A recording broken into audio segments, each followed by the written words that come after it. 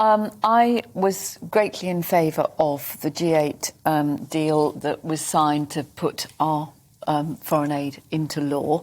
I'm deeply disappointed, like so many people, that it was then removed from a legal obligation. I think foreign aid is terribly important. It's soft diplomacy, if you like. I think we're brilliant at raising money for emergencies. You can see what, even people, as you say, Michelle, who are suffering the cost of living crisis here, have managed to raise millions and millions and millions of pounds for Ukraine, for Afghanistan. And if there was, something awful happening tomorrow, people would dig deep and they will come up trumps. But if you're really going to try and change things without going to war, and Mary will know far better than me on this because she's been a foreign correspondent, you actually need to invest in things like education. You need to invest in things like sanitation.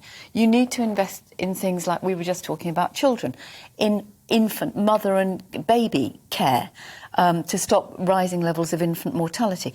There's a lot of things that can be done, and there are certainly questions that can be raised about the duplication of aid, the gravy train that I think sometimes exists in some places, where those who know how to fill in the forms to put in a bid can do it. We also know that money has gone into the pockets of people that it was never intended for. Yeah. But I think to say, can we afford it? If we don't afford it, then we really don't have a place in the civilised world. We have a duty.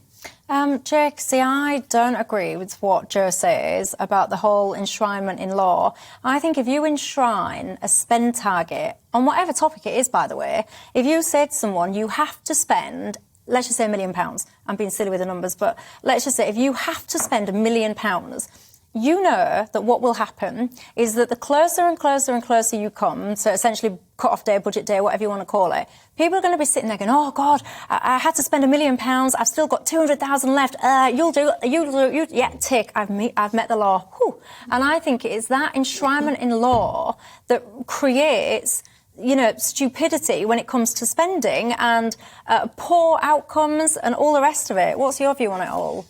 I agree. I think that we tend to look at things through the wrong end of the telescope when it comes to foreign aid, in terms of how much we're spending rather than how we're spending it and on what. And in fact, I remember having conversations with people at DFID who I knew socially before when DFID existed, and they had this word which was an underspend. We don't want to have it. We've got an underspend this month, and that meant that you wouldn't get so much money next month. And so let's find something to throw the money at.